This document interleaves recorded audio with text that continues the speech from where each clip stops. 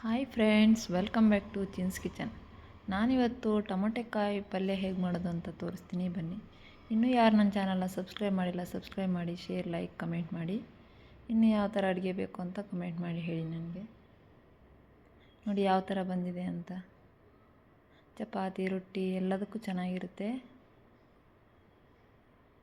ಚಿಕ್ಕದಾಗಿ ಒಂದು 4 ಟೊಮೊಟೊ ಇತ್ತು ಕಾಯಿ, ಅದನ್ನು ಕಟ್ ಮಾಡಿ ಇಟ್ಕೊಂಡಿದ್ದೀನಿ. ಒಂದು 2 ಈರುಳ್ಳಿ ಕಟ್ ಮಾಡಿ ಇಟ್ಕೊಂಡಿದ್ದೀನಿ. ಇವಾಗ ಫಸ್ಟ್ ಟೊಮೊಟೊ ಕಾಯಿ ಇರುತ್ತಲ್ವ, ಅದನ್ನ ಚೆನ್ನಾಗಿ ಆಯಿಲ್ ಹಾಕ್ಕೊಂಬಿಟ್ಟು ಫ್ರೈ ಉರಿಬೇಕು ಚೆನ್ನಾಗಿ. ಅದನ್ನು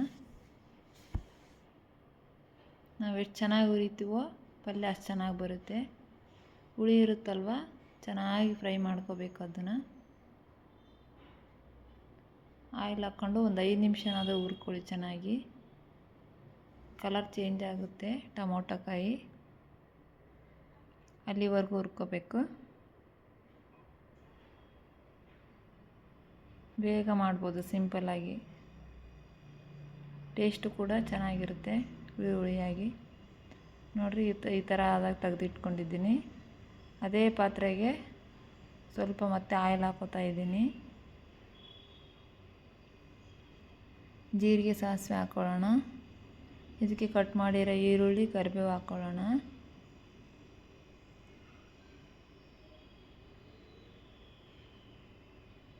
ಇವಾಗ ಇದನ್ನು ಚೆನ್ನಾಗಿ ಫ್ರೈ ಮಾಡ್ಕೊಳ್ಳೋಣ, ಈರುಳ್ಳಿನ. ಇದಕ್ಕೊಂದು ಸ್ವಲ್ಪ ಅರಿಶಿನ ಹಾಕ್ಕೊಳ್ಳೋಣ,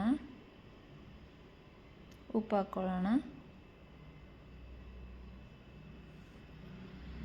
ಬೇಗ ಈರುಳ್ಳಿ ಬೇಯುತ್ತಲ್ವ, ಅದಕ್ಕೆ ಒಂದು ಸ್ವಲ್ಪ ಉಪ್ಪು ಹಾಕ್ಕೊಂಡೆ. ಸ್ವಲ್ಪ ಖಾರದ ಪೌಡ್ರ್ ಹಾಕ್ಕೊಳ್ಳೋಣ.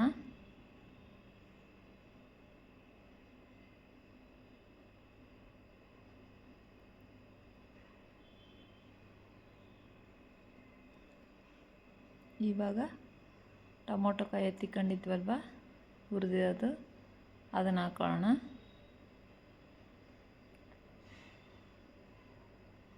ಎಲ್ಲನೂ ಚೆನ್ನಾಗಿ ಕುಡ್ಕೋಬೇಕು, ಅಲ್ಲಿವರೆಗೂ ಫ್ರೈ ಮಾಡಿ.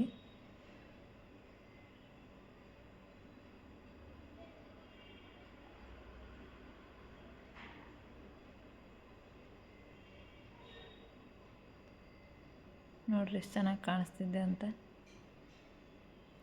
ಒಂದು 2 ನಿಮಿಷ ಮುಚ್ಚಿಟ್ಕೊಳ್ಳಿ.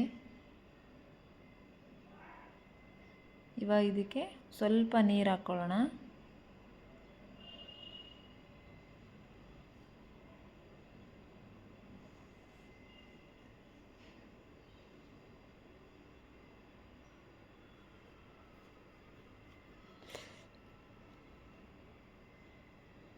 ಸ್ವಲ್ಪನೇ ಹಾಕ್ಕೊಳ್ಳಿ.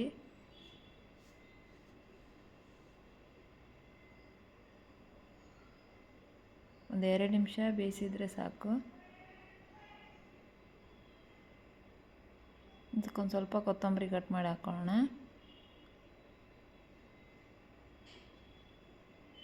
ಒಂದು ಸ್ವಲ್ಪ ಶೇಂಗಾ ಪೌಡ್ರು, ಕಡಲೆ ಬೀಜದ ಪೌಡ್ರ್ ಇತ್ತು, ಅದನ್ನು ಹಾಕೋತಾ ಇದ್ದೀನಿ.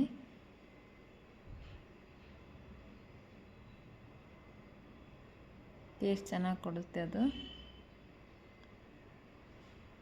ನಿಮ್ಮ ಬೆಲ್ಲ ಇದ್ದರೆ ಬೆಲ್ಲ ಹಾಕ್ರಿ, ಸಕ್ಕರೆ ಬೇಕಿದ್ರೆ ಸಕ್ಕರೆ ಹಾಕ್ಕೊಳ್ಳಿ. ಬೆಲ್ಲ ಹಾಕ್ಕೊಳ್ಳಿ, ಚೆನ್ನಾಗಿರುತ್ತೆ ಟೇಸ್ಟ್.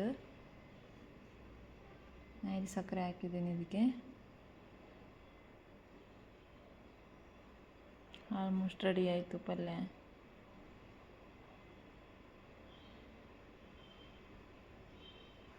ಸಕ್ಕರೆ ಹಾಕ್ತಾಯಿದ್ದೀನಿ ನೋಡಿ. ಹುಳಿ ಇರುತ್ತಲ್ವ, ಸ್ವಲ್ಪ ಜಾಸ್ತಿನೇ ಹಾಕಿದ್ದೀನಿ.